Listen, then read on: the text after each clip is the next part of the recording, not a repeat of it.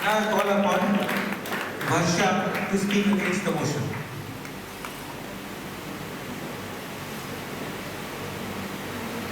Good afternoon, Honorable Chairperson, respected judges, and the rest of the August House.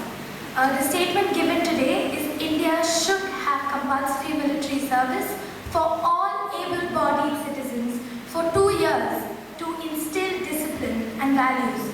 I stand against this statement. Now, for a statement to be true, all criteria of that statement have to be right. Now, to make this simpler for me, I have divided the statement into 3 distinct parts.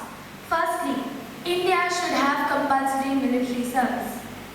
We found out this morning in the junior debate that not everyone is fit for sports and not everyone is fit for the academies.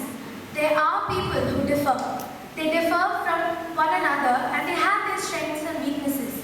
This way, how can you expect every able-bodied citizen to be able to be part of the army, whatever field of the army it may be? How can you expect them to all have that mentality to serve the nation? And besides, the word compulsory is quite a thorn. Now, no one likes being told what to do. Anything that is compulsory is a pain, it's an enforcement.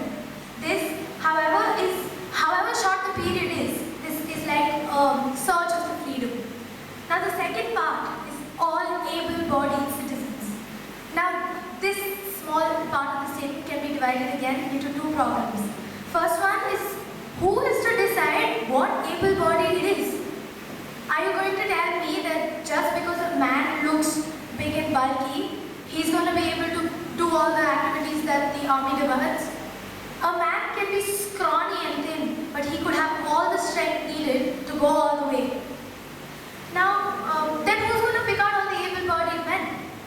Now, the other problem with this generalization of the term citizen is in the relationship with the sexes. Now, in a country like India, there is a lot of backwardness in the status of a woman in society. In whatever strata of society she belongs, there will be objections when a woman is asked to join the army. Now, a woman who's married and probably has a child, she cannot be expected to work 2 years away from her family. Who is to tend to them then? Also, in many rural areas in India, there is still the problem of women not even being allowed to work. Don't you think a lot of social issues have to be dealt with first before India can take a step to make military service compulsory for all the citizens who are able? Very bad idea. Okay, now the men folk. If they are to spend 2 years in military service, who's going to bring money for their family? Suppose a man is used to a fancy lifestyle. Now, if he's asked to join the army for 2 years, who is going to pay for his family's lifestyle? Also, now taking India's economy in consideration. Roughly more than half of India's population is able-bodied. Now, if all these people spend 2 years in the army, who is going to be paying them? With India's poverty rate in mind, this would lead to a terrible rise in population, in poverty levels all over the country. Now for the third part of the statement, to instill discipline and values. Is military service the only way discipline and values can be instilled in a person? I agree that a man or a woman from an army is highly disciplined and has excellent values. But I'm sure you have too, and I have met many people who possess all these qualities. And believe me, they have no military background at all. Now, a child is disciplined and is taught moral values at home and at school and at higher levels of educational institutions.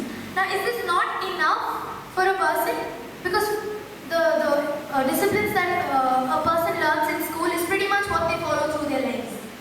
Another very important point is respect. The people in the army are so highly respected because they chose to serve their country, not because they were forced into it. They opted to serve, and that's why they're regarded so highly. Now, if this is made compulsory, it's going to become a common thing, and no common thing is looked upon with high regard. This will lead to the diminishing of respect for all those other great Thus, I would like to conclude by saying military service should be left a choice and people should be proud to belong to their country. Thank you.